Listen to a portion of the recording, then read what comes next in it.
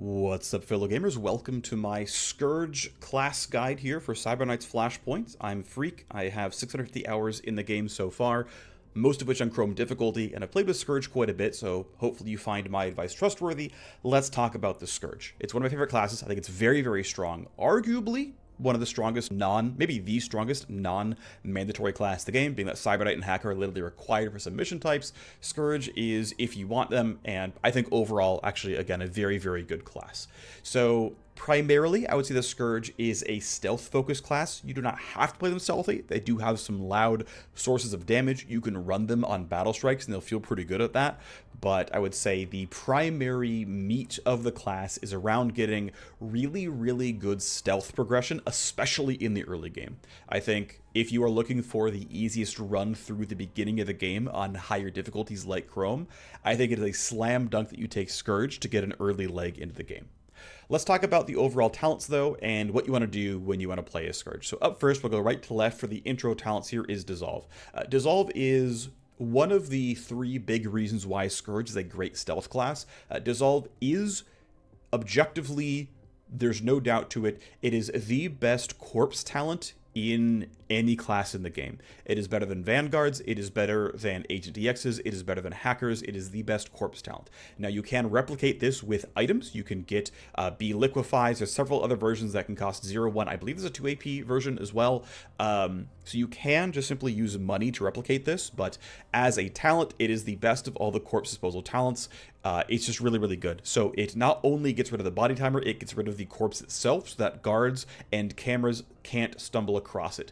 That is rare to get. It is rare to be like, actually, someone knocked down the camera, we killed the guard, I dissolved the corpse, now the camera doesn't see it, because otherwise, camera turns back on, sweeps around, gets everything. It is hard to keep that on lockdown. Dissolve is one of the few ways to get around that. Ultimately, I think if you 1-point Dissolve, it's okay. I would realistically say grab the second point for +1 charge. It's almost twice as good. Keep in mind that body timers take about 4 turns, and then a guard walks over and then discovers the guard. That's 2 tally for the timer. It's 3 tally in addition when someone discovers it. So it's 5 tally for a corpse. And realistically, you don't care about the turn 7 guard that you kill because the timer's going to run out on like turn 10 or 11. And it's just not that relevant anymore, so the cooldown doesn't really matter here. What matters is that you kill guard 1, you dissolve them. You kill guard 2 on turn 2, you dissolve them. That's basically twice as good. And so +1 charge, I think, almost mandatory here. I would say saving those action points by dropping the AP cost to 1, pretty useful there as well. Getting the range down or up to 6, then up to 9, pretty useful. And then finally, at the very end of it all, if you're really investing, getting the third charge, also pretty valuable. Now that said, again, the first 2 charges cost 2 points. Getting the last charge is going to cost you another 4, which that's a little bit dicey, and then at that point you might as well take the -1 action point, so now you're at +5. But this is pretty valuable. This is a very, very good talent. I learn it basically every single time, and I usually by mid-game try to invest pretty heavily into Dissolve. That's, again, if you care about security tally, this is a great way to, per corpse, subtract 5 tally, subtract a guard escalation, or like a guard, patrol movement, whatever. It's just very good overall. Next up is Disorient. So Disorient is sort of in the look-ahead, anticipation, whatever family, where you're using it on guards from stealth. The special thing here is instead of figuring out where they're going, you're turning them into hunting right away, and so you're making them move around randomly.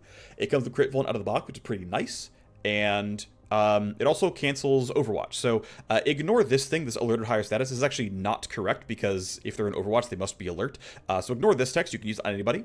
And the nice thing is it means you can run this talent in a battle strike and it's still useful, which is kind of nice overall. As far as subtracting sight range, basic guard sight range is 18 meters. Captains have 20 and snipers have 22. I believe drones are often 22 as well. There's just basically room within the 18 to 22 range, and -5 at the start means 18 becomes 13. It's about 1 action point worth of movement. Not a huge deal, but it's something. You can bump it to 7, and with the last point here, you get another 3 and go to -10 total sight range. That's going to be a solidly 2 or 3 AP worth of movement. You can also drop move speed to 20%, which is functionally -1 AP there as well on the guards. Sum total of 30 crit vulnerability, pretty decent here. I have generally found that investing heavily in Disorient isn't quite worth it. It's fine. You can use it to sidetrack a guard. You can use it to be like, oh, their patrol's going to be somewhere awkward. Let me get rid of that one. Keep in mind that the range at 15 meters is pretty tight here. It's not within running, like, footstep radius by any means, but keep in mind that a disoriented guard starts running around and can pretty easily cover more than 15 meters of distance on the walk. And as it stands, right, you're casting at 15, their sight range is still 13. If they walk towards you and you're not in cover, they're still going to find you. So disorient, because it's random, actually means you also can't reliably play around it without using cover. And so there's just a little bit of annoyance here. It can still be useful. Again, the minus sight range can help you sneak past them, for example. You can't get the AP cost below 1. That's going to always be a thing. But anyway, at the end of the day, it's an acceptable Overwatch remover, but there's better Overwatch removal in Scourge. And honestly, I often find this talent is simply skippable. Final opening talent here is Biocoat Bullet. This one is very good. I end up not getting that much use out of it because I use my other talent so much more, but it isn't a bad talent by any means. It's 50 minus health per turn. Now, this is not ballistic or pure damage. It does not do a damage roll. So if you see something that says, oh, deal 100 pure damage, it's actually going to do 75 to 100 via a dice roll.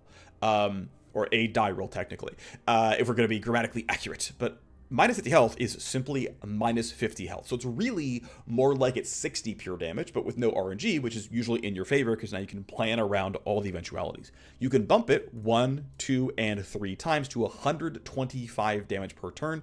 You can bump the duration to next 2 turns, so this and the next 2, so 3 ticks. That's a good amount of damage. 3 ticks of 125, 375. That's going to outright kill most guards if they can't fight back. Now, that said, minus 15 accuracy does not guarantee they can't fight back. Minus 1 MP does not guarantee they can't fight back. Minus 1 AP does not guarantee they can't fight back. A total of minus 4 initiative, not a huge deal. It can matter, right? This can sometimes make the difference. You're like, oh, this guard's going to go before me or someone I care about next turn. Let's biocoat them, drop their initiative by 2 and 4, and that might get me a break point. Like, sometimes those little moves in initiative can truly matter.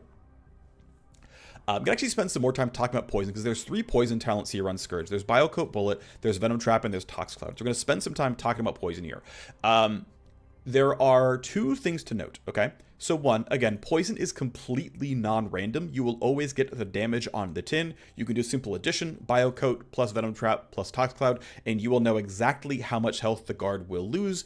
It bypasses built-in armor, it bypasses everything. The thing it doesn't bypass, I guess to be clear, is if you have an invulnerability shield, such as from a Chop Shop or the Snitch Snuff Out mission, those shields will block damage. And in fact, these things add up into 1 tick, and so all 3 combined will only absorb or get absorbed by 1 tick of a shield. So just keep that in mind, by the way. Or if you happen to like poison your own character for some reason, Aegis will block exactly all of them on a 1-turn timer. Anyway, minor thing there. The next thing to talk about poison is how it interacts with security. So, of course, with Biocoat Bullet, you got to shoot your opponent, which means very clearly, guess what? They're going to be woken up. They're going to be alert. Whereas with Venom Trap and Tox Cloud, they do not get alerted. You do not get tally for that one.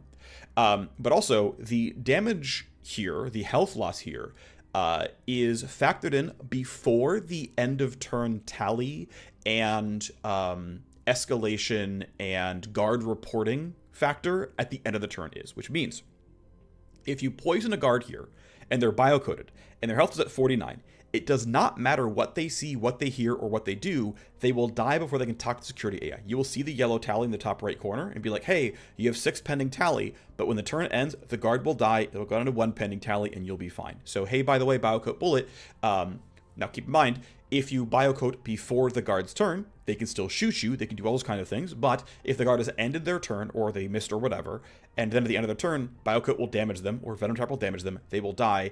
That, if they had pending tally and they're the only source of that tally, that will go away, they will not report you, etc., etc. So it is guaranteed reliable damage, which can let you clean up guards. The other thing, as we keep talking about poison, there's one more factor of poison that matters here, which is for the vast majority of debuff, like let's say we talk about Brainworm here, right? It will debuff them until the end of next turn, or you might have a stun that is until the end of next turn. What that means is that their next 2 full actions will always be under Brainworm or under stun. And the way that the game does that, and it's in the player's benefit, is if their turn is already over, it adds 1 turn to the duration. Like, imagine you have a 1-turn stun, but their turn is already over. You functionally didn't stun them. It's like pretty crappy. Or you brainwormed them, but their turn is already over. You would functionally lose one of your brainworm turns. And so the game adds 1 turn duration to every buff and a debuff if they've already had their turn. This is how Tactical Surge and Coordinated Charge can always affect your teammates. It's all positive stuff. Well, you can use that to your favor specifically with poisons. Because the end of next turn would be like, yeah, you'll have minus 15 accuracy for your next 2 actions. But also, if you've already had your action this turn also exists. And so you get 3 damage ticks, not 2. They'll get minus accuracy or minus move points or minus action points exactly twice. But they'll take 75 damage 3 times. And if you take plus duration, they'll take it 4 times. And so Scourge, more than every single other class in the game, really wants to act after all the guards have had their turn. If you're willing to go into full combat and use Biocoat, okay, that's fine. You've got to dance around the fact that the guard is going to be alive and fight back at you. But it means that a maxed out Biocoat is going to be 500 damage. It's going to be 4 turns of 125. While they have minus 1 action point, minus 1 move point, and minus 15 accuracy. Again, you still have to use cover or whatever else, but like, oh, Biocoat Bullet maxed out does 500 damage. That's absurd. That is an incredibly high amount of damage. That's dumb amounts of strong. Again, the guard has to be able to fight back at you 3 times, and you might not want that, but that's still what the ceiling is. You can, of course, combine that with things like brainworming after their turn is already over, so that your brainworm lasts, what's that? Next 2 turns? What's this last? Next 2 turns? Hey, look, a match made in heaven. If you want to time it out correctly, you can Biocoat Brainworm, and if they're not a drone, they will take 500 damage, and you're done. They're just going to be dead, and you can ignore them entirely. And the thing with Biocoat Bullet is because it's part of your attack, it doesn't cost you any extra action points. Just make sure you don't miss. Congratulations, you have effortlessly removed a guard with bonus charges. I'm overselling Biocoat a little bit because there are better talents here. I don't often max out Biocoat, but I wanted to spend the time talking about how good poison can be when you play around it, because it is non-random and it is in the player's favor. So next up is my second favorite poison talent, and that's Venom Trap. So unlike Biocoat Bullet, which costs you an action point, it costs you having to attack. It costs you no action points, but you have to attack the target. Venom Trap is simply 1 action point and is basically guaranteed. Now, there are a lot of shenanigans you can do with thrown items like Venom Traps or HC grenades or whatever else. You can bounce it off of walls, you can bounce it off of boxes. There's all kind of shenanigans you can go for. Also, Venom Trap will acquire through walls. The radius is not very large, but you still can sometimes catch them with this. It is pretty valuable overall. It starts at a baseline 50 damage per turn. You can bump it to 75. This one does not have plus damage. It's minus 1 AP, but you can bump it to a pretty solid 75 damage per turn. It is baseline duration, end of next turn, so 2, but if you wait, if the guard ends their turn first, it's 3 ticks. You can bump the duration to 3 or 4 based on timing, and you can get 3 charges on a 4-turn cooldown, which means it's pretty easy to get a 4th charge. Oftentimes, I'll simply go here and grab these 3. Sometimes I'll happily grab the duration with minus 1 charge. And again, right, what can happen here is you have 75 damage with the chance of hitting somebody up to 4 times because their turn ended, and then you get their next 3 actions. And with their move speed being dropped by 25%, it means they're not going to patrol very well. They will not catch up to you. You can use Venom Trap in a lot of places. Like if there's a guard that got escalated and is chasing behind you, you can just simply throw Venom Trap behind you. It lasts on the world forever. And if you're confident a guard's going to walk by it, then at some point, they'll pop this during their turn. They'll lose 25% move speed for the next couple of turns here. They're going to lose 75 health for, 2 or 3 times, and it'll feel pretty good. The nice thing especially here is even though guard health increases with difficulty levels, their armor typically increases more. And so relative to like ballistic damage increases, the fact that things like Venom Trap pierces armor increases actually makes it scale better in some ways than ballistic or kinetic damage increases, which is kind of nice, right? Because you're ignoring the armor increases there. Again, the health still totally matters, but this is pretty solid. You can 1-point this, and it's totally fine as a 1-pointer. Simply a way to be like, you know what? This guard is pretty low. They're at 48 health, but I can't guarantee the shot here. I'm not guaranteed a glancing hit, or if I am, a glancing hit won't one-shot. Well, I spend my 1 AP, I throw Venom Trap, they're going to tower for the turn. they'll die before the turn is over. We're fine. I will very frequently get at least +1 charge and plus damage here, and then I usually feel pretty good about the fact that I will nearly kill, if not outright kill, the guards with this ability. Next up is Purge. The primary use of Purge I have found is alongside Tox Cloud. It's a passive with a cooldown if you trigger some kind of poison or damage over time on yourself, whether because you're getting hit by a Whistler, or someone throws a Blooder grenade at you, or you went into your own Tox Cloud, you get a very, very small heal. It's enough to maybe knock you out of, bleeding out or something. You can use that to be kind of spicy and be like, I'm bleeding out. Okay, Tox Cloud myself. All right, I'm fine. The armor increase is kind of the bigger one. Going for the late upgrade here to upgrade the armor by more is going to be a little bit nicer here. Want to point out that armor increases like this are multiplicative with your current armor. So these kinds of buffs want you to be in heavy armor in the first place. That's fine, though. It totally fits the sort of MO of being a Scourge. But hey, by the way, I wanted to call that out. You can make the buff last longer. You can get more charges here. In my opinion, you really never need a third charge of Purge here. I wouldn't bother going for the cooldown either. 4-turn cooldown with 2 charges here is going to be more than enough for you in Tox Cloud. If you really want to go in for it, though, for the extra armor and duration, you certainly can. But I find the primary value is I can walk into my Tox Clouds and not worry about it, and it's relatively efficient pathing is just right here. Right, I can grab these two, or I can grab these two, and I've still unlocked Tox Cloud, right? And I can path this way instead. Of course, if I want things like Nervotox or Brain Worm, whatever, I might path differently, but still, it's, not that hard to get to, all said and done. We go next to another non-poison talent. Scourge has 2 abilities that are specifically targeted at shotguns. I think Nervotox Shell is the good talent among the 2. Now, to be clear, this is a really, really good talent, and it's not quite fair to say this, but it is almost the only reason you would ever run a shotgun. I find shotguns to be pretty niche as far as primary weapons are concerned. I would typically not run them because their niche is actually quite narrow. But if you're running a shotgun, it's probably because you got Nervotox Shell, and Nervotox Shell is very strong. It is an area of effect stun that cannot miss. Even if your attack itself misses, you will stun in a 6-meter area, and that can become a 10-meter area, which is very, very, very good. Again, the way these debuffs work, right, is they'll be stunned till the end of next turn, so they will, no matter what, they will lose 2 actions. If their turn is already done for the turn, then they will also fail to report on this turn, and still lose 2 actions, which is, of course, very, very good. You can make this subtract their armor by 10%, again, multiplicatively. You can make this drop evasion by 10, which basically gives you plus 10% additive chance to hit. It cancels Overwatch because, of course, it does. It stuns them. You can stun drones. You can stun headhunters. Keep in mind, headhunters can break out of stuns. They have a chance to roll anti-stun and just break out entirely. You can bump the duration. I feel like you almost never need this. I want to point out as well that the base spawn radius of a reinforcement suite is always going to be closer together that Nervotox Shell is simply going to hit here. Also want to point out that shotguns don't have the greatest range. You can mod them for plus max range or plus optimal, get them to around, like, ideally 15, 16 meters at the very, very top end.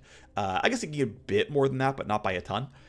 Ultimately, it's a little unwieldy. You have a lot of stuns that are much larger reach than this, but all you've got to do is get just inside max range here, and you have a literally guaranteed, doesn't matter if it misses, AoE stun, which is just a ton of power. And it's right by Venom Trap, which is easy to reach.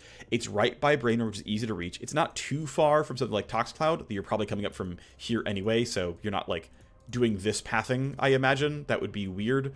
But, again, you're really nearby. You're usually not talent point starved in a Scourge unless you multiclass. But realistically, I would say just grab this. You don't have to run a shotgun every single mission. You can actually skip it in a lot of cases, but I would say in your average battle strike, you probably consider running a shotgun and run Nervotox here. It is quite good. Yeah, I talked about investment. These are fine to get. You can leave it as a 1-point wonder because my experience has been you don't often need an AoE stun that often, but your miles may vary. It's up to your choices here. Next up is what I'm going to call the single strongest talent in Scourge. It's that, I would say it's almost certainly top 3. It's my vote for strongest, but I would say many players would agree it's top 3. So Tox Cloud is really, really, really, really, really good. It's an amazing, like, completely goated stealth talent. It's good in combat missions. It's just pretty sweet. So it spawns a circle. It's a big circle, and it moves across the map on its own. if you throw it against a like full hard wall, it will fail to move forward, but it'll cross over gaps, it'll cross over like broken walls, and if you can actually spawn the center point over a wall itself, and then it'll keep moving forward. And so you can do a lot of manipulation around making Toxcloud move forward or not. It's a little bit of a skill test, but it's usually pretty reliable. Don't worry about it too much. At a baseline, 50 health a turn, -2 initiative. The debuff itself, actually, by the way, is only 2 turns. The up to 3 turns is the cloud duration. The cloud lasts like this in the next 3 turns, basically. So just kind of want to point out that your debuff will normally be 2 ticks, unless you do the typical poison thing of let them end their turn, then Toxcloud them. So Toxcloud is even more generous with turn sequencing. So I mentioned before that Biocoat and Venom Trap, if you wait for the guards to end their turn, then poison them, you functionally get +1 duration on your poison. Toxcloud does the same thing. Toxcloud also moves the cloud forward at the beginning of the end of turn step, which means whatever your like cast range is, right? Okay, the sort of edge of the circle will be 2 meters from me. It's 8 meters across, which means the front of the circle is 10 meters in front of me. And then the cloud itself is going to move probably around, I'm going to guess like 5-ish, 4-ish meters per turn, which means actually this thing has a range of 14 meters. And because it'll catch somebody at the end, right? And of course you can like bump the radius to go even larger, go up to 10, 12, 15. I have not found you need 15, but if you want to go for it, it's going to be obviously pretty huge. But what happens here is you say, right, this guard is over here, and he's like really out of reach. And I cast Toxcloud, and then my turn ends. And then the overall game turn ends. Toxcloud moves forward, catches the guard in the debuff, because the guard's turn's already over, says, it's going to be a 3-turn debuff, because I don't want to be unfair to the player. The guard then takes damage, and then the rest of the end of turn flow happens, which might mean the guard dies, it might mean a whole bunch of things. Also, one thing to point out is Toxcloud, much like Venom Trap and Biocoat, all count as the guard taking damage, which means if a guard ends their turn overwatching you, now of course you can try to break them out in any other conventional way, like brainworming them or shooting them with a gun and somebody else, or Nervotox shelling a nearby person to stun them, whatever, but the end of turn damage recoup will catch the guard and be like, you've taken damage, get out of Overwatch. And so all these tools can also be Overwatch breakers where you're like, crap, I'm stuck here. It's like, well, let me just AFK, I'll just wait, you're already poisoned, turn ends, poison ticks, we're good. So really, really good stuff there. There's just a lot to love with this whole poison side of the tree for Scourge. What's actually interesting is if you are level 1 Scourge, you can actually, if you respec, you can beeline it. You can go 1, 2, 3, 4, 5, 6, 7, and a level 1 Scourge can learn baseline Toxcloud. To be clear, it's really, really good. I like it a lot. And then you can go at level 2 and be like, I'm going to go learn this, and I'm done. I've learned all I need from Toxcloud. Because realistically, a 3-turn cooldown is all you really need for Toxcloud. You can go to 2, of course. You can make it larger and all those things. Yes, you can. But my experience has been like, I'm happy with just this. 3-turn cooldown means it's up pretty much all the time. I basically always have at least 1 Toxcloud on the map. I am getting this nice benefit of it's now 75 damage a turn, which is pretty good, right? Again, if I'm Toxclouding after the guard's turn is already over, this is doing a total of 225 in an area of effect for 1 action point. And it can move across the map and catch more than like 2, 3, sometimes even 4 guards, right? 225 damage times 4 guards for 1 action point. Who else prints 800 damage, 900 damage for 1 AP? That is almost impossible. For a talent point and 2 more upgrades, Toxcloud plus 2 can be 900 damage for 1 AP. That is ridiculous levels of good. And there's sweeteners on top. Now, of course, most of what you get is simply -2 initiative. You'd be surprised these small nudges can occasionally matter and make an impact here and be like, they don't go ahead of me. That's really, really nice. But again, Toxcloud, much like Venom Trap, does not alert enemies. They will just simply be poisoned. Nothing about their AI state will change literally at all. They will not change any behaviors whatsoever in any way. But they will take health loss every single turn. But the 10% crit vuln and the -15% move speed just can matter, right? 10% crit vuln, you can call it about 10% more damage. Now, sure, they're already getting wounded by Toxcloud, but if you got to kill them in some other way, well, they're going to take about 10% more damage thanks to crit. That's kind of nice. minus 15 move speed. It's not the greatest thing in the world ever, but like it can certainly matter. You can stack that with something like Venom Trap, where you can come in here and be like, hey, let me go -1 move point here and feel really good about it. And now you're down to 5 AP to spend in a turn. Those AP are 15% less useful. You're, cut pretty meaningfully here, where I've almost removed an entire second move point from you via Tox Cloud. And yeah, now the guards don't patrol very fast. They don't catch up to you. It works pretty nicely. And keep in mind, right, you can stack these things. So hey, -75, -75. If I'm getting you for 3 turns each, they're both doing 225. That guard is probably always dead. And it cost me 1 AP for Tox Cloud, 1 AP for Venom Trap. In the case of Venom Trap, I got another charge. In the case of Tox Cloud, it's back in 3 turns. And it's going to go hit somebody else. It is very easy to play a full Stealth Assassin here by going Tox Cloud +2, Venom Trap +2, maybe +3, right? But like, this is a like level 4 Scourge. You're like early on in the game. Yeah, 13 points. So 7, 9, 11, 13. Yeah, this is a level 4 Scourge.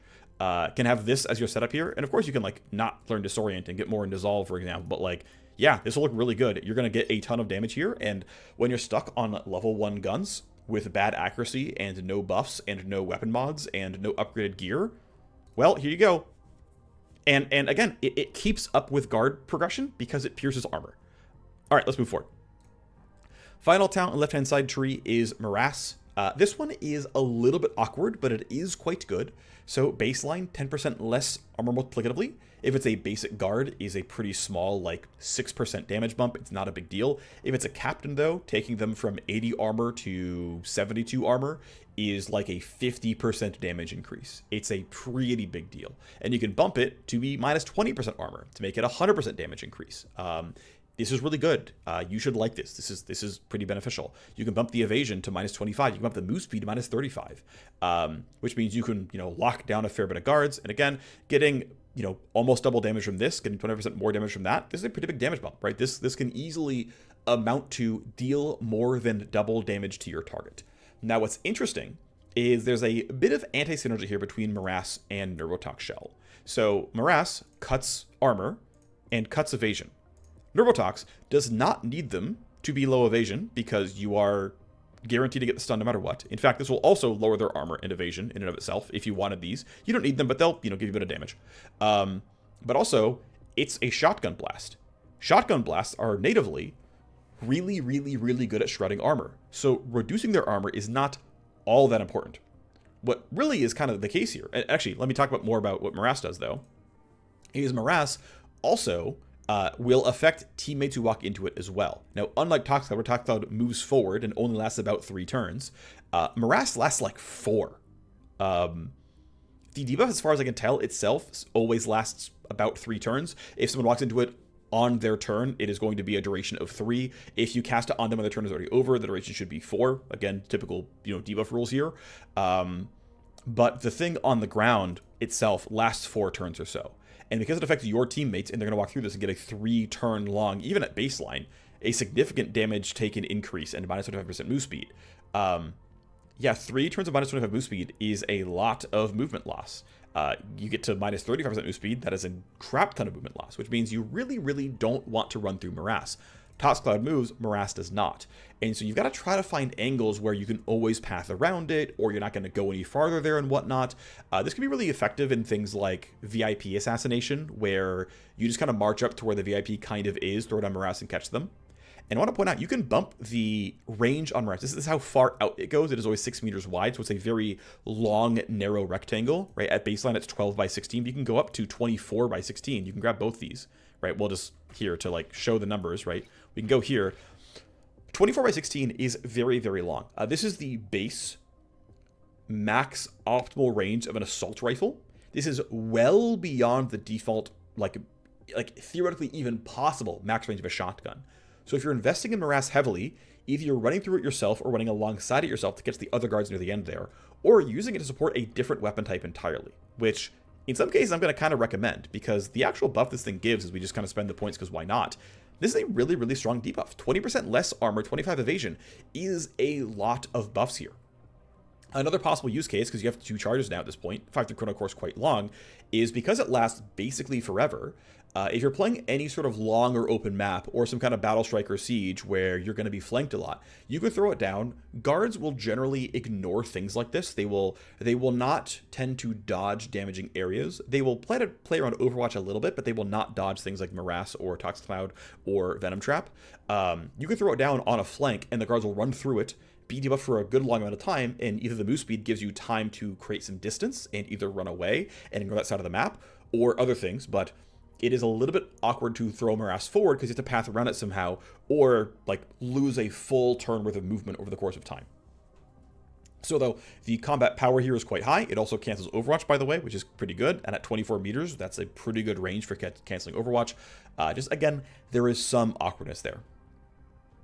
All right, next up we go into the center tree. We talked about Disorient already. You can get minus 30 crit vuln, kind of nice here. Up next is Bio-manip. So Bio-manip is a self-only anti-security device talent. Now it costs 1 AP, unless you cut it down to 0.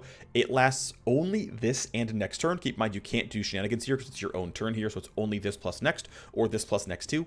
If you attack, you break out of it. It also only skips some types, right? Cameras, mines, bioscanners, laser wires. So not proximity sensors, not pressure sensors or motion detectors, right? And so the things that trigger by running past them, though not counting mines and bioscans, those don't get skipped, so be careful. You can, of course, crouch for some of them. For the pressure plates, of course, you can't, so those will still hit you. I am personally not a big selfish stealth talent fan, just the way I view it. That said, there are players who are pretty happy to have individual stealth characters like Vanguards, and you can, of course, multiclass into Scourge here, or from Scourge into Vanguard, and be like, actually, no, I use this character to have this 3-turn long this 3-turn long buff on a 4-turn cooldown with 2 charges. It means I can basically chain this together for easily 15 turns at a time and not run out. And yeah, for 15 turns straight with no AP cost, I spend, not that many points overall. In fact, you can get a 3-turn cooldown, 3 charges. You're basically infinite at this point. Yeah, you can basically get to a state where you are immune to most sensor types. And then again, if you are doing like Scourge Vanguard, you can just use the Vanguard talents for like knocking down exactly the pressure sensors and get through the rest of it. And as long as you're not getting seen by regular guards, because using, lure or something else, you can keep skipping by, and it can work pretty well. Again, I'm not a huge fan of personal stealth talents, but this will come into effect and be useful once in a while. It'll, dodge a little bit of tally. It'll dodge a guard reinforcement, kind of fun stuff there. Next up is a talent that I think also pretty clearly belongs in the top 3 for a Scourge area, and that's Brainworm. Brainworm, I think, is truly, truly excellent. It has 2 primary uses. Number 1 is it just simply turns an enemy hostile. They will not shoot you. They will only shoot at enemy guards. And honestly, guard guns are pretty strong. They can do a pretty good amount of damage. And if you use things like Morass or Strike Zone or Disorient or whatever, and Toxic Cloud, to debuff enemy guards and make them easier to hit with lower armor, well, your Brainworm guard will deal more damage. In fact, it's worth noting, right, very, very few of these debuffs reduce offensive capabilities, right? It's usually not minus accuracy or anything like that. It's usually just, yeah, there's crit vulnerability. The guards are easy to kill. Yes, Biocoat minus accuracy, that's there, but crit vuln here, right? Minus evasion, minus armor here. It's like you can just like debuff a whole group of enemies and then Brainworm a couple, and they're going to be more effective at killing each other, and they're next to each other, right? Like these are easy to grab one after the other. So that's one way, is simply get some extra damage on your team, plus the fact they're not going to shoot you, makes it pretty convenient. I want to point out, though, at a baseline, 15-meter range, 1 AP is a little unwieldy. 15 meters is quite close. It is roughly shotgun attack range, but if you're using an AR or a pistol or an SMG, this requires walking closer and deciding between, do I want to take a shot here, or do I want to walk up and Brainworm? You have real opportunity cost there. Now, you can take plus 5 meters twice and get the range up to 25 meters. This is now incredibly comfy. 25 meters on a talent is decidedly a comfy range for a talent. It feels pretty good. What's really exciting is getting plus 1 charge, cooldown of 4 is whatever, but going to here. I have 2 charges at a comfy range at 0 AP. Virtually any guard I ever fight will be in range of this. And if I get obscenely unlucky and I don't get the damage and I'm out of AP for Venom Trap, or they're just not going to die to the Toxic Cloud Venom Trap Biocoat combo, that's a little bit too durable. It's like, you know what? I'll just Brainworm you. It costs me 0 action points. I've got a second charge anyway. Who cares? I'll just Brainworm you. And now suddenly that guard you failed to kill, whoop, hands up. They're not going to shoot you. It's not a problem. Cool. Second thing it's good for. Brain-wormed enemies do not report to the security AI. It works just like stunned in that regard. And using what we talked about with the poison benefit of it has to impact a certain number of their actions. If the guard turn is already done, you get +1 turn on this, which means Brainworm can block 3 guard reports. It'll, right, if the turn's already done and you Brainworm them, that turn's not going to report, and then you still have your 2 turns of being turned hostile, where they will also not report. And you can, of course, +1 here and get -3 normally, or -4 if their turn's already over, which is a really, really big deal. So Brainworm as crap, I screwed up, I want to maintain stealth here. Cool, you Brainworm the guard, and if, by the way, a guard shoots another guard, of course, guards will be like, wait a second, there's gunfire, and guards will report gunfire, and that'll be +2 tally. The guard getting shot will not go into a combat state, because they're not getting shot by you, they're getting shot by a guard. And the AI basically goes like, that's weird, and then moves on with their life, more or less. They'll like do they'll usually edit the patrol and whatnot. I think you get some tally beyond the 2 from hearing gunfire because of getting shot, but it will not turn them full on alert. It'll generate tally for you, right? If you're trying to play stealthy, Brainworm is not the way, like repeated Brainworm is not going to really do favors for you there. But it does let you block a report, and if things go badly, you can keep it from getting worse. Because again, they're not going to report computer detected, they're not going to report all the people they saw, they're not going to report combat, they're not going to report the footsteps they heard, they're not going to report a whole bunch of stuff. And so this can be really, really good even in stealth. And again, I recommend getting the comfy range increases, the comfy AP decent as well. I will often come close to maxing out Brainworm after getting my 2 points in Tox Cloud. Sometimes you can go here instead, but it's a real competitor. Next is Detonation. I think this talent is pretty weak overall. It is essentially a proximity mine, much like Venom Trap. The benefit is it deals damage right away, but 50 pure damage can low roll, right? This is going to be on average more like 42 damage because it can be 3/4 as much or not. The other side of it is 100 kinetic damage is going to be about, okay, double that. So this thing really says the guard loses about 80 something health. Well, Venom Trap says that. It says it over 2 turns, but it says that. And so Detonation costs 1 AP, like Venom Trap costs. The range is 12 meters with a 3-meter radius. Okay, well, this is 15 with a 3-meter radius. Detonation requires a corpse. Venom Trap does not. Detonation is not proactive. Venom Trap is. That said, though, you can bump the damage a little bit. That said, don't. This is trash. Do not take +5 pure damage 10 kinetic on Detonation. This is pretty horrible. It locks the other stuff down here, like +1 charge and whatnot. This, unfortunately, is a really, really, lame cost to pay. You can make the radius larger to make it more likely to actually hit somebody. Okay, fine. You can make the cast range yourself much nicer, that it's 20. That's kind of nice. I will say, as a proactive, instantly right now surge of damage, if you go for the upgrades here and you say, hey, I want a 4-turn cooldown, I want the radius to be 5, I want the cast range to be 20. Okay, I can see there's a group of guards here, they're kind of close by. You kill one, and you pop Detonation, and it immediately pops right down on the other 2 guards, and they take damage right away, and they take 50 pure, 100 kinetic each. That is decent damage for snap your fingers for 1 AP. Like, it's decent, right? In the case where they actually are close by, let's say, and I keep mentioning this, it wasn't intentional, but I keep realizing that it works well together here. Scourge plus Vanguard, you can use things like Lure. In fact, there are other talents here as well, such as Pinger, which I think is also specifically inside of... let me double check this here. Let me just... I didn't mean to be doing the multi-class stuff already, but I want to get this right. Let me double check if it's Vanguard or...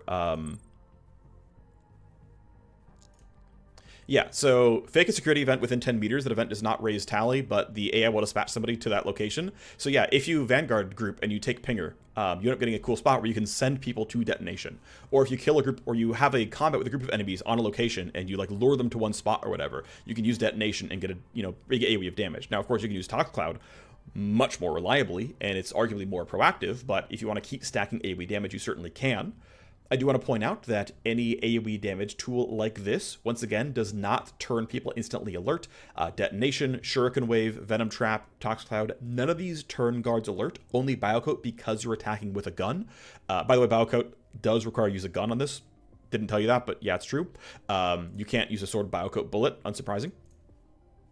But yeah, regardless, again, I think these nodes are pretty trash. I think you can get some usability here. Realistically, you can learn it on the way to pathing something else, but it's not that exciting.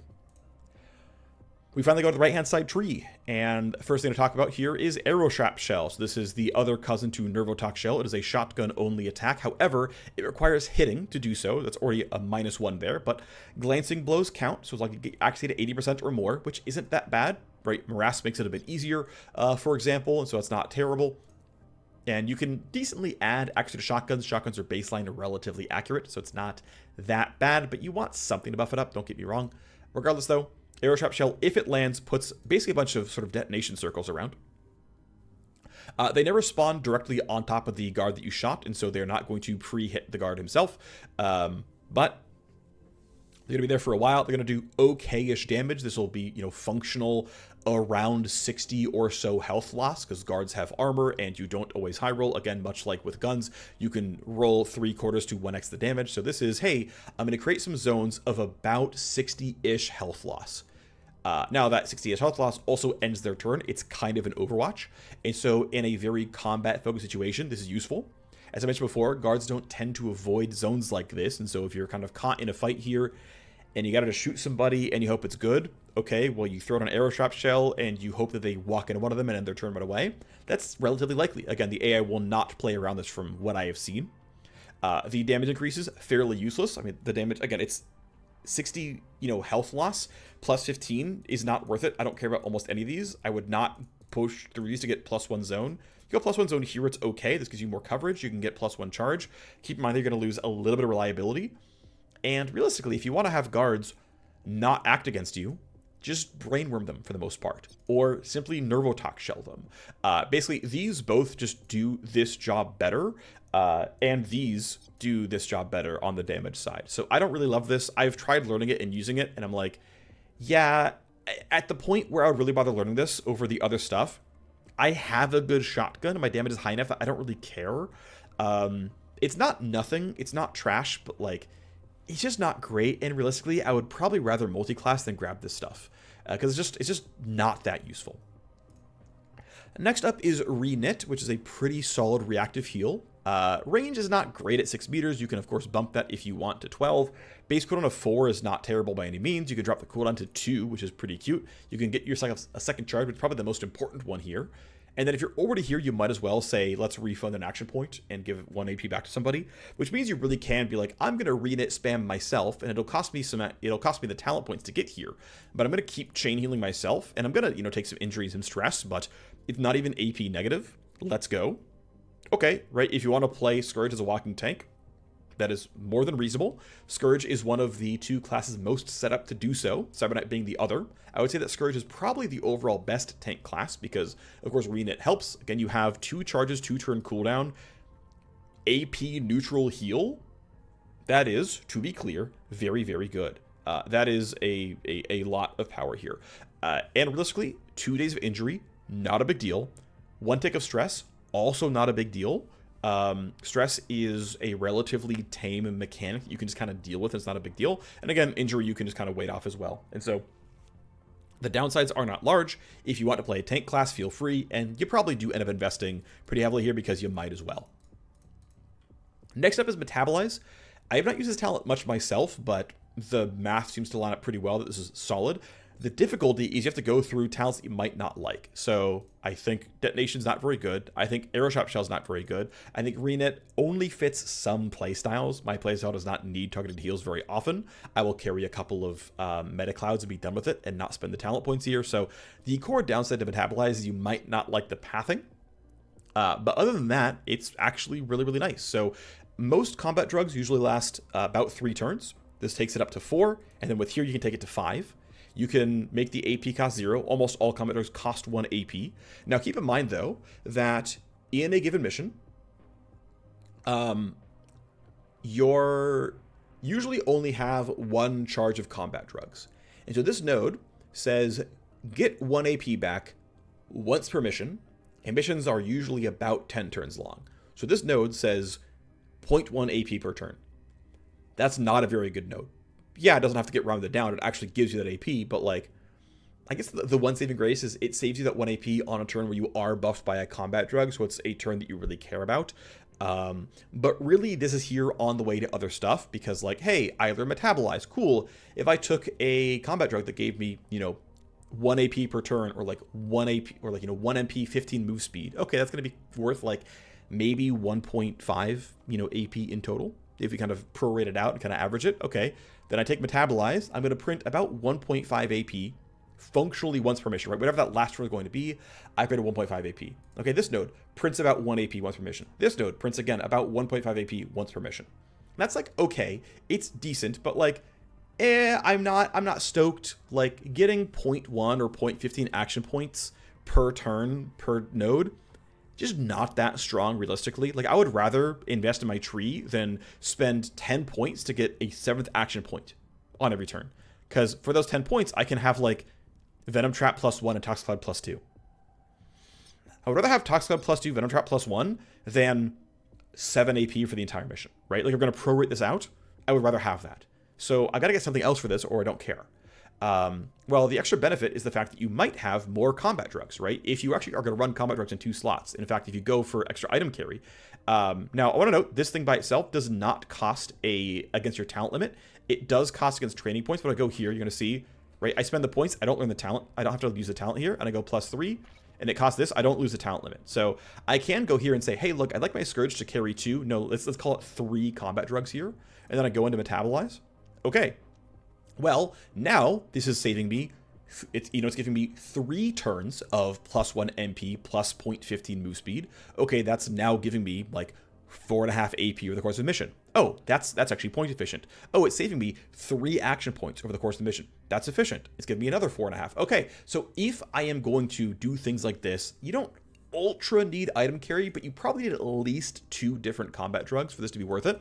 Then if that's the case, cool. This is probably going to give you enough power. Otherwise, you're literally just better multiclassing and being like, instead of going up to Metabolize, just get points in Soldier and replicate the benefits with Soldier talents. If you are going for multiple combat drugs, though, this starts to pay off. And the final benefit here is getting these two to have a 50% chance to not consume the drug on use, and then get to go and not have it for turns 1 through 5, have it for turns 1 through 10. Not many missions go to turn 15. That's usually a bit more rare. So it's basically 50% chance to double the value of the drug. It's not really a 25% chance to triple the value. That's just rarely going to be the case. Obviously, 50% of the time, you just never double it in the first place, and you just, fail the coin flip. But if this succeeds, and again, if you're running 3 combat drugs, one of them is probably going to succeed. It's 7 and 8 that you succeed at least once. If you're in that world and you're running item carry, all right, you're in there, right? You're going to start feeling pretty good about this one, and you're going to be doing okay. But you really need to do the full synergy for that to be good. The final thing I want to point out is that combat drugs are pretty cheap. Ultimately, if you're consuming 8 combat drugs per mission, like your entire team is running 2 slots, it's going to only cost you around 60k a mission. In the really, really early game, that's a lot of your money, but it does not take long, around like PO 3 or 4, where that starts becoming chump change and you simply don't care. It doesn't take long for room upgrades to cost $1 million. It doesn't take long for weapon crafts to cost $1 million. It doesn't take long for, even just buying weapons to cost like 300k. And you're probably doing this on kind of like only your Scourge or someone else who multi-classes into Scourge, as there's only 1 or 2 of you doing this. In which case, going for extra item carry Metabolize is very real, and it is a very real way to gain some power. It's going to depend on how good your drug runner contacts are, if you get the Ricksham Drips power play, but, again, some value here for sure. It's just you need to be playing for the playstyle itself. Final Scourge talent here is Callus. This is why I would say that Scourge is the overall best tank class in the game. It's buff for yourself or teammates. You camp out on somebody else instead. Once again, percent armor is multiplicative. And so the quick math here, I wrote it down. Let me just scroll down to where the numbers are. Baseline Callus. So I'll take one more step back. The highest armor value you can get in the game, it is hard capped at 95% damage reduction. Now I want to point out, though, that you only take a stress roll if you take at least 10% of your max HP in a damage roll, which means if you cut their damage by 95%, that 100 damage becomes 5 damage. Guess what? You're not taking a stress roll. You only roll for injury time if you take at least 20% of your max health in a damage roll, Again, if you cut their damage by 95%, that's just never going to happen.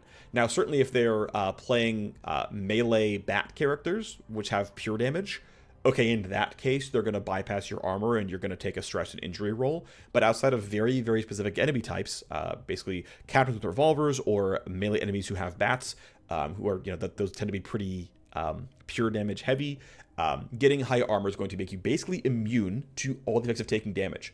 Eventually, your armor can be shredded. You might want to look for ways to mitigate that armor shred, of course. But outside of that, you're looking pretty good. So the two thoughts to bring up here is the math. At baseline Callus, which is 25% more armor, you need to have a base armor of 76%.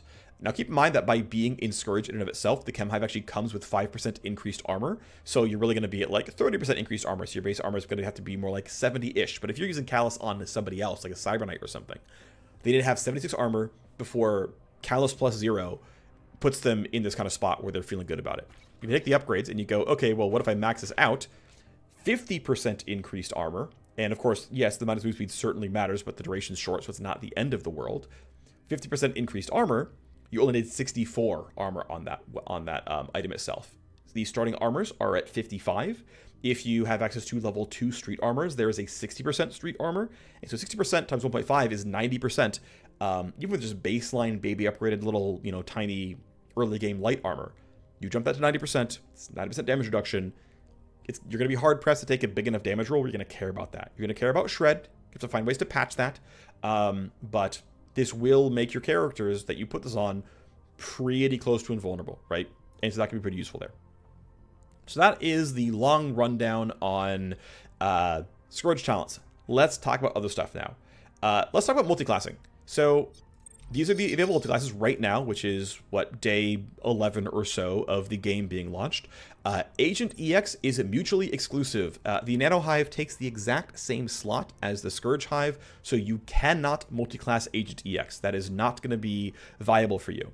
I would say next to that one is Cyber Sword. I think Cyber Sword has very, very little synergy here by playing Scourge. I wouldn't want to play short-range melee. It's going to make things like Morass really difficult. I'm not going to want it. Soldier, very solid, very reasonable damage class here. It gives you ways of bumping your accuracy with marker sights, which can help you make sure you're getting your shred. You might want things like coordinated charge for the movement there. If you want to play...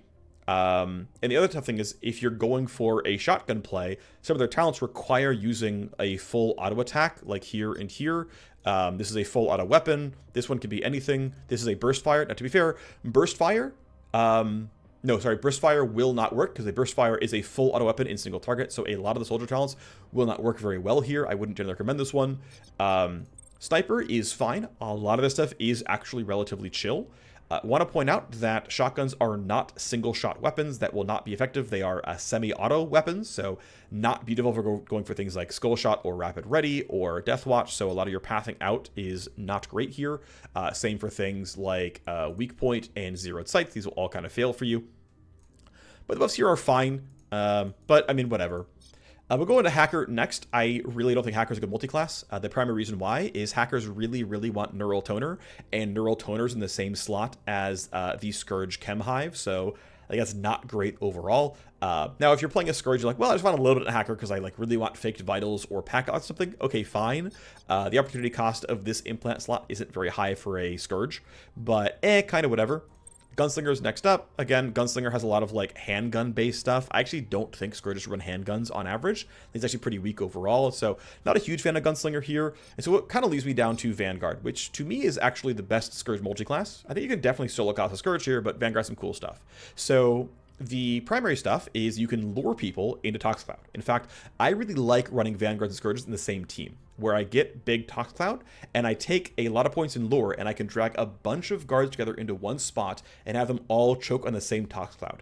The way lure ends up working out is you can generally drag them all to one area. After about 3 turns, cast lure again. It does come with 2 charges after all, and just keep them in Toxcloud the whole time. Maybe you recast Toxcloud a bit afterwards.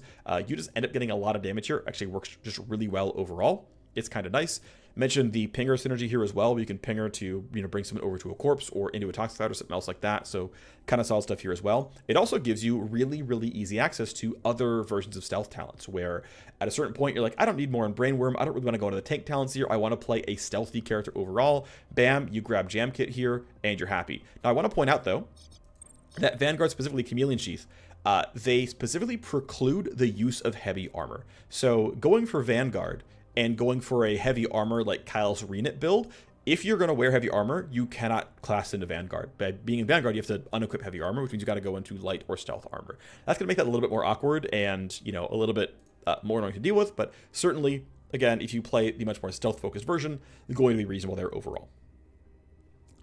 Next thing to point out here is the weaponry setup. We went over talents, went over multi-class talents here. I think your generic should actually be shotgun plus silenced SMG. And the reason why I say silenced SMG is that the SMG is the only sidearm with a 60% glancing hit. If you shoot an SMG in burst fire, pistols glance hit at 80%, SMGs glance hit at 60%. And because Biocoat needs to hit its target to get the debuff, and you can make this 125 damage for, you know, multiple turns, you really, really want to guarantee you actually land that shot, which means it's the SMG for you. It means it's the SMG. Because now, almost no matter what happened, no matter how far you ran, no matter what kind of weird state you're in, you are almost certainly going to be able to land that shot. Now, I want to point out that though you can use Biocoat Bullet while using a full auto attack, it will only apply the debuff to the first target hit. If you grab an SMG or an AR and you hit Biocoat and you hit 5 people in the cone, only your primary target will get debuffed here. You cannot put Biocoat on multiple people. Obviously, it would be very strong if you could, but you cannot do that. So that's why I say that your secondary should probably be an SMG, because I think you're realistically going to be pathing into this side of the tree overall, and that means you're going to be grabbing Biocoat Bullet. Now, the other side of that is you are playing full stealth and you're getting crit vulnerability from Toxic Cloud and you're getting crit vulnerability from Disorient. SMGs do not come with innate stealth crit chance, or sorry, stealth crit damage, but pistols do. And so a world where you're going to rely on this crit stuff to be a little bit nicer here and get 10 from this and maybe up to, I wouldn't recommend this necessarily, but 30 crit from here.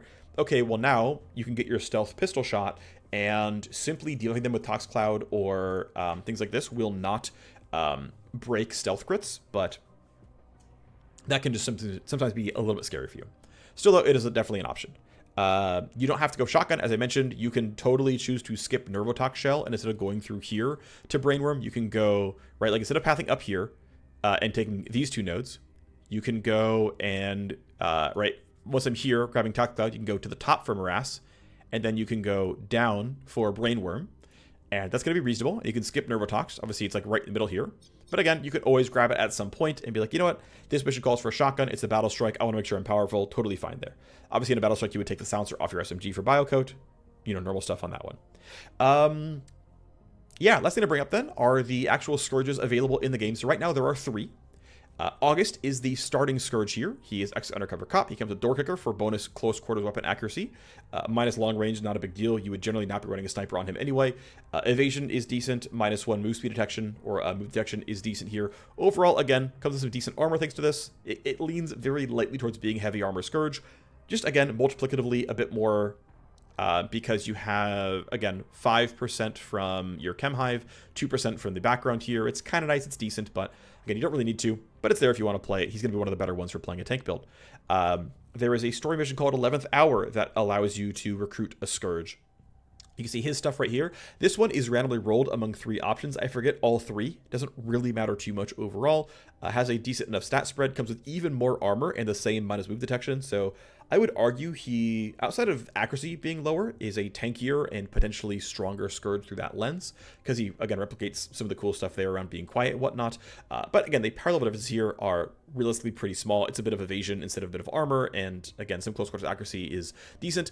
And then the final Scourge comes from the Underworld hub. And so he comes here with minus strength, which, to be fair, is not a very big deal. You're not going to be running melee. You don't care about recoil reduction because almost every weapon you'll ever use is going to be single target and stage focused, and that's going to let you actually skip the recoil because of the focused fire buffs. Who cares? You get a ton of plus HP.